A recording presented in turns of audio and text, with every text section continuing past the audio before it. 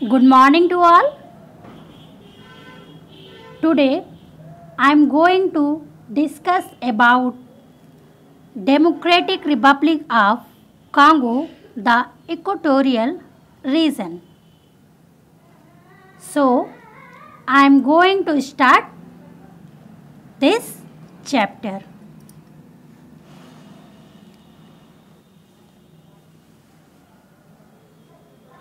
The Democratic Republic of Congo is located in Central Africa, the heart of Africa.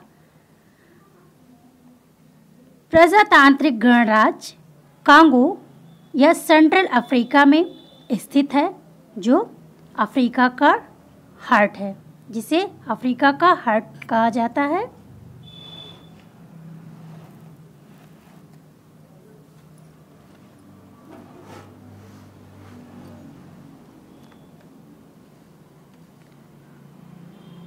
Look at the map above.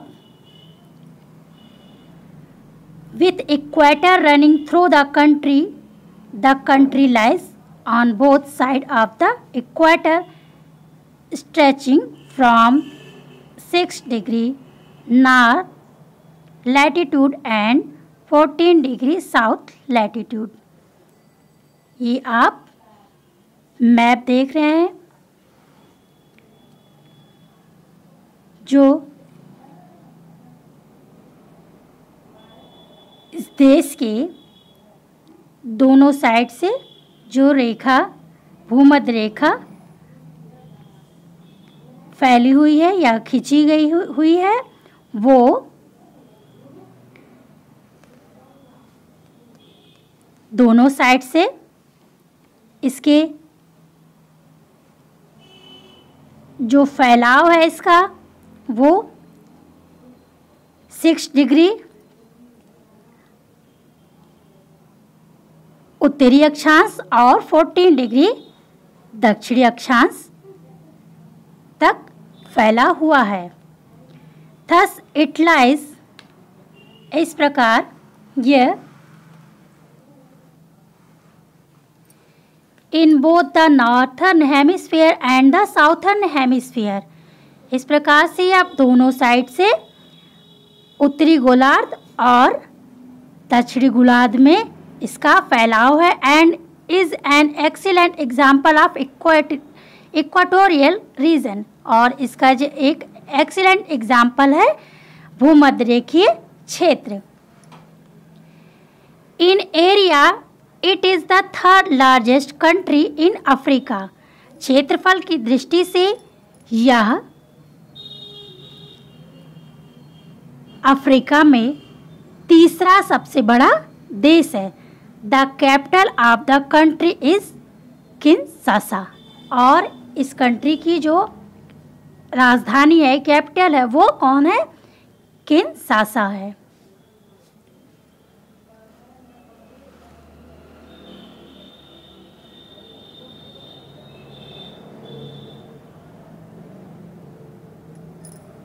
और ये जो देश है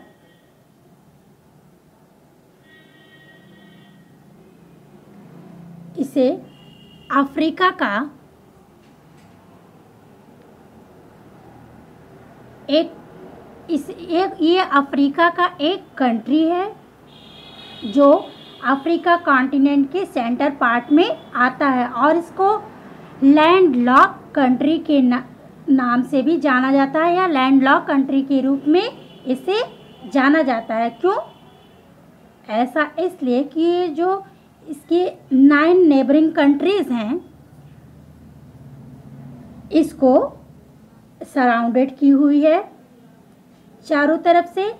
that means इस country को Congo के 9 नेबरिंग कंट्रीज से यह घिरा हुआ है। Look at the above map and name one neighboring countries each in its north, south, east and west. और आप इस मैप को देखिए और इसके जो नेबरिंग कंट्रीज़ हैं नॉर्थ और साउथ, ईस्ट एंड वेस्ट, उनको आप यहाँ पर फिल करिए। यहाँ पर आप इसे भरिए।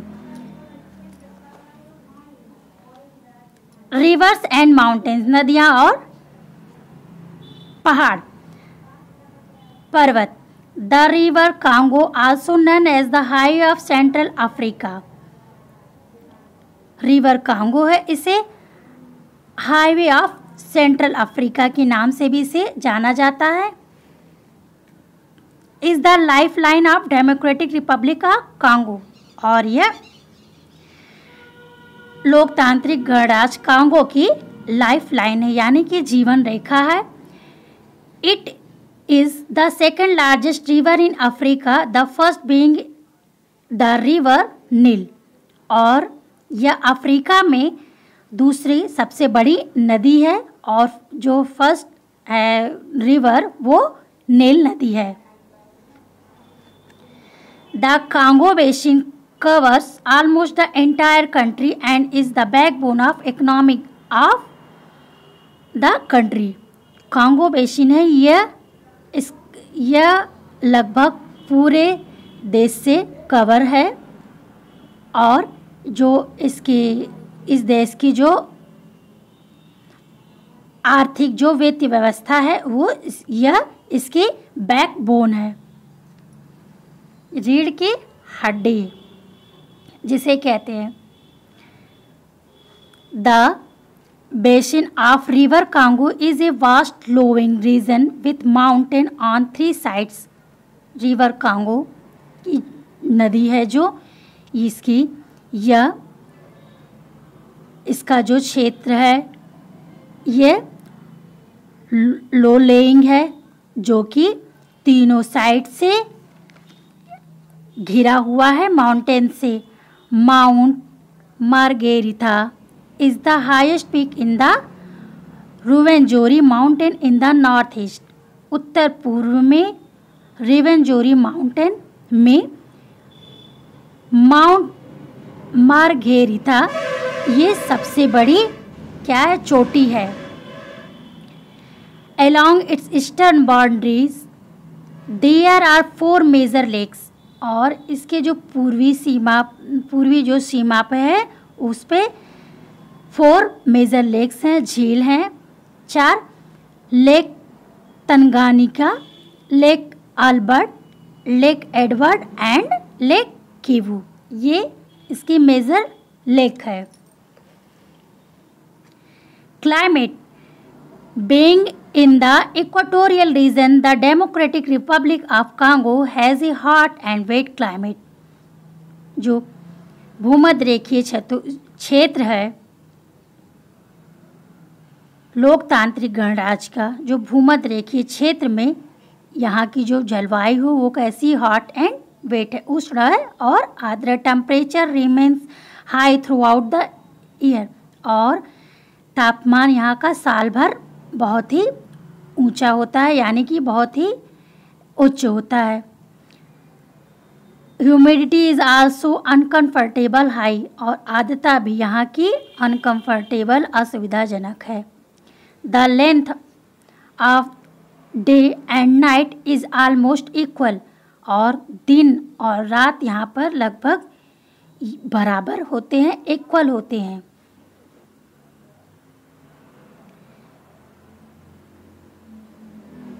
In the morning, the weather is pleasant and sun shining brightly. Morning के समय मौसम बहुत ही सुहावना होता है और सूर्य की किरणें चमकती रहती हैं या सूर्य चमकता रहता है। By noon, the temperature become very high and unbearable. और दोपहर के समय तापमान बहुत ही ऊंचा हो जाता है, बहुत ही गर्म हो जाता है, जो बहुत ही असहनीय होता है। By around 3 PM, the sky is covered with dark cloud and by 4 o'clock there is heavy rainfall. और 3 बजे आकाश में घने बादल छा जाते हैं और 4 बजे भारी वर्षा होती है। This type of rainfall is known as 4 o'clock rain, और इस टाइप की जो वर्षा होती है उसे 4 o'clock रेन के नाम से जाना जाता है। Evening and night get cool again and are quite comfortable. और शाम के समय और रात के समय मौसम क्या होता है, ठंडा हो जाता है दोबारा और बिल्कुल ही आरामदायक हो जाता है।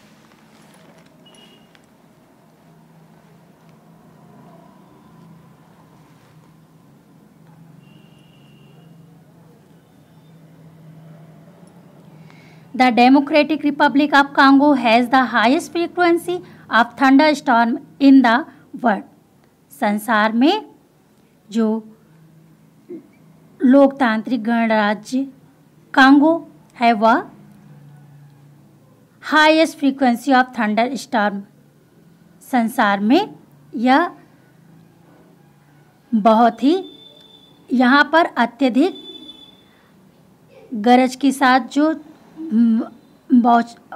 बौछार आती है और आंधी तूफान आते हैं वो यहाँ पर अत्यधिक हैं। The annual rainfall can total about 2000 mm और जो यहाँ वार्षिक जो वर्षा है उस वो 2000 मिलीमीटर के तक होती है, यानी कि 80 inches.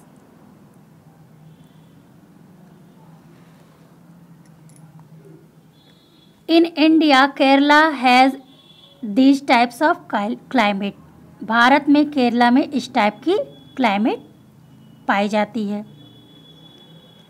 Vegetation due to the hot and wet climate there is a thick growth of trees and plant which grow very fast.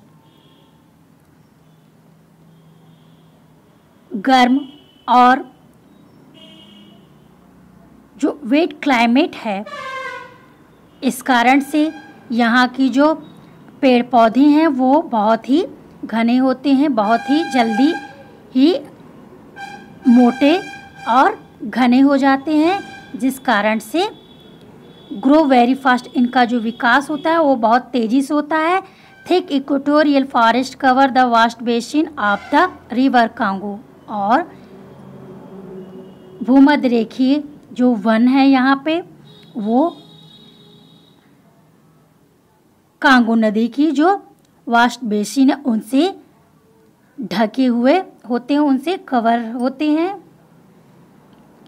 These forest have tall trees और इन वनों में लंबे वृक्ष पाए जाते हैं which form a sort of canopy of leaves at the top. और जो ऊपर की जो इन पेड़ों के जो ऊपर की जो पत्तियां होती हैं वह एकदम मंडप के समान हो जाती है, एक दूसरे पे सट जाती हैं और मंडप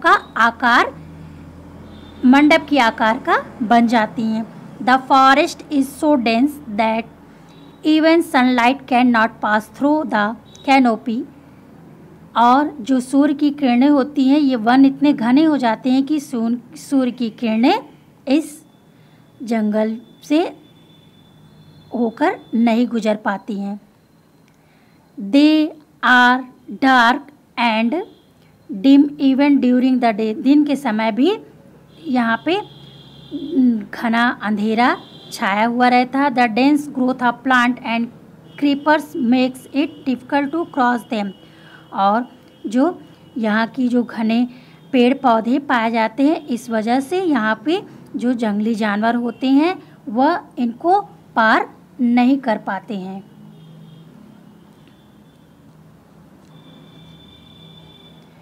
the southern and south western areas our country have grassland.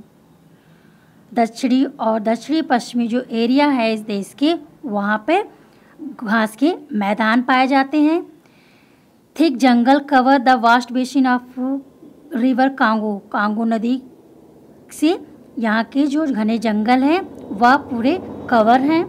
The Congo rain forest is the second largest rain forest in the world. Congo का जो ये रेन फॉरेस्ट है, वर्षा वन है, वह संसार में दूसरा सबसे बड़ा रेन फॉरेस्ट है।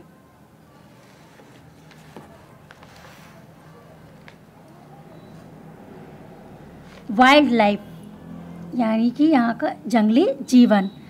The rain forest of Congo have great biodiversity and many rare species such as the common chimpanzee and bonobo, the African forest elephant, mountain gorilla, okapi and white rhino. Congo की जो वर्षा one है वहाँ पर जैव विविधता पाई जाती है। बहुत प्रकार की जो दुर्लभ प्रजातियाँ होती हैं, जैसे कि चिंपैंजी है, बोनोबो है, अफ्रीकन जो हाथ फॉरेस्ट एलिफेंट है, और पर्वतीय गोरिल्ला है, ओकेपी है और वाइट रिनो है, ये सब यहाँ पर पाए जाते हैं। Okapi is the national animal of Democratic Republic of Congo, यानी कि प्रजातांत्रिक गणराज्य कांगो का ओकेपी यहाँ राष्ट्रीय पशु है।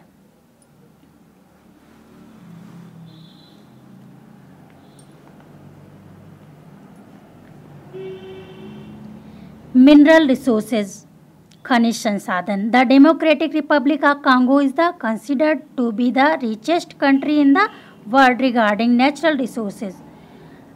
प्राकृतिक स्रोत के रूप में संसार में प्रजातांत्रिक गणराज्य कांगो यह सबसे बड़ा धनाढ्य देश है, जहाँ पर मिनरल्स फाउंड हेयर आर, यहाँ पे बहुत प्रकार की मिनरल्स पाए जाते हैं, जैसे कि कोबाल्ट, डायमंड्स, हीरे, gold, silver, copper, zinc, tin, manganese, uranium, radium, bauxite,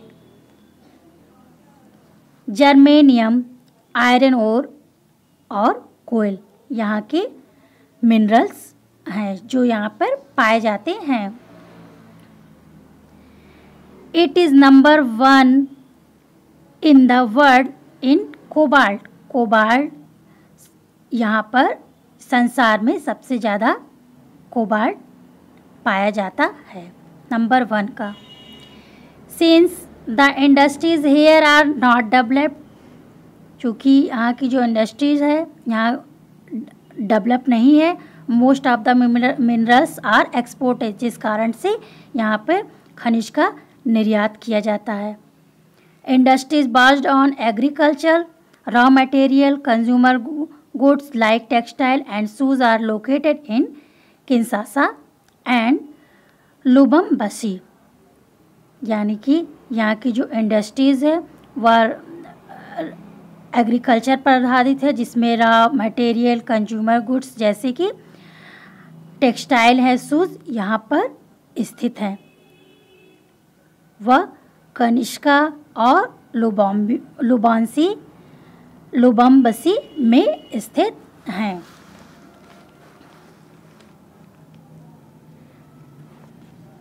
largest mines are located in Katanga, और यहाँ पर बहुत बड़ी खदानें भी स्थित हैं जो कि कटंगा में है।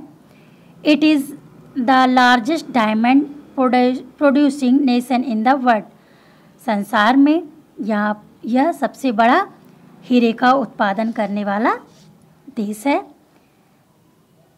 It's economy developed largely on mining, और यहाँ की जो अर्थव्यवस्था है वह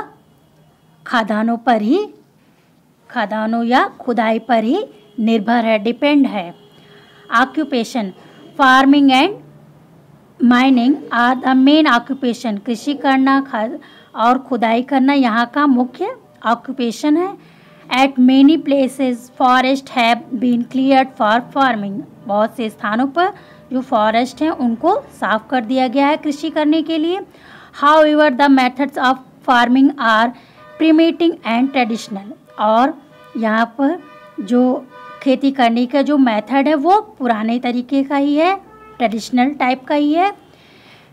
main food crop here are rice, maize and cassava, और यहाँ की जो मुख्य फसलें हैं वो हैं राइस है, मेज एंड कसावा है। कसावा इज़ ए रूट, एक मतलब ये जड़ है लाइक पोटैटो, पोटैटो की जैसा ही होता है ये। It is their staple food, और यहाँ की ये प्रधान फसल है, अन्न है। It is dried and powder to make bread, और इसको सुखाकर इसका पाउडर बनाया जाता है जिससे इसकी रोटियां बनाई जाती है, ब्रेड बनाया जाता है। They are also found a fish, honey and banana, और यहाँ पर फिश भी, हनी और बनाना भी पाए जाते हैं। कैश क्रॉप्स, नकदी फसलें यहाँ भी हैं, कोको, कॉफ़ी, टोबैको, तंबाकू, rubber, oil palms and cotton, यहाँ पर ग्रोन हेयर यहाँ पर उगाए जाते हैं। And export to other countries, और दूसरे देशों को निर्यात किया जाता है। लाइफ ऑफ द पीपल, यहाँ के लोगों की जीवन शैली या जीवन। Democratic Republic of Congo is special populated, यहाँ पर जो कांगो की जो जनसंख्या है वह बहुत ही, most of the people live in, बहुत ही घने बसे हैं। Most of the people live in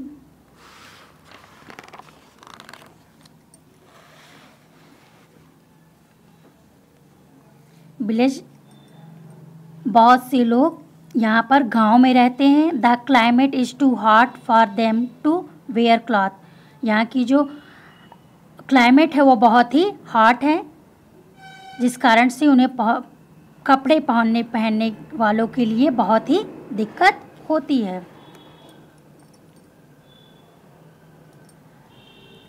most people here belong to the Bantu Negroes, यहाँ के जो अधिकतर लोग हैं वह बंटू नेग्रो प्रजाति के ज़्यादा से ज़्यादा यहाँ पे जातियाँ पाई जाती हैं। दे आर टाल एंड हैव करली हेयर, और वे जो बहुत ही लंबे होते हैं और उनके हेयर जो होते हैं वो करली होते हैं। They are found of dance and music, उन्हें म्यूज़िक और डांस अत्यधिक प्रिय होता है। They have a traditional way of living, वे पुराने तरीके से अपना जीवन व्यतीत करते हैं। They who have migrated to towns, ये एक स्थान से दूसरे स्थान पर शहरों में, कस्बों में निवास करते हैं। Cities to work in mines and factories, और वहाँ पर जाकर ये फैक्ट्रियों में और खदानों में काम करते हैं। Have how ever adopted modern life style, और वे अपना जो लाइफ स्टाइल है वो मॉडर्न तरीके से अडॉप्ट कर लिए हैं। The original habitation of the inhabitation of the countries are pygmies, और जो यहाँ की ओरिजिनल जो प्रजाति है इस देश की वह कौन है? पिग्मीज हैं। They are short in height, ये हाइट में कैसे होते हैं? छोटे होते हैं। द एवरेज हाइट, इनकी जो हाइट होती है 1.5 मीटर होती है। They live in dense forest and lead A nomadic life by hunting, और ये घने जंगलों में निवास करते हैं और शिकार करके अपना जीवन व्यतीत करते हैं।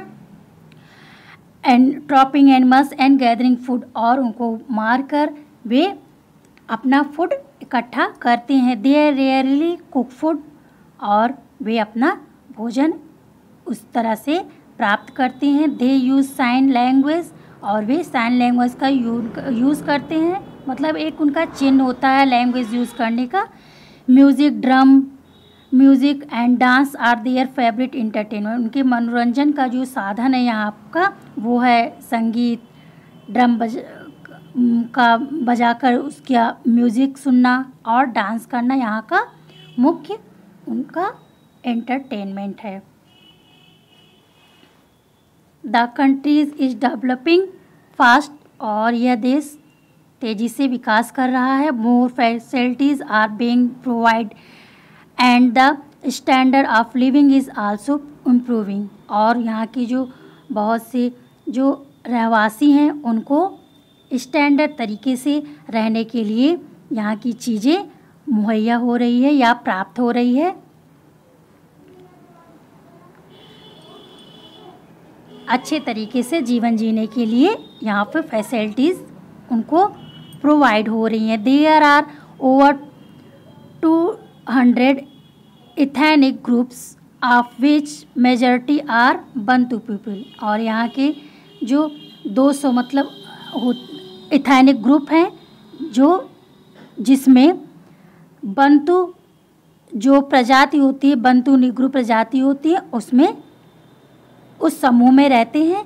French is the official language और फ्रेंच उनकी ऑफिशियल लैंग्वेज है। आई होप स्टूडेंट्स आपको ये लेसन पूरा समझ में आ गया होगा। अब मैं नेक्स्ट लेसन लेकर आऊँगी। Thank you.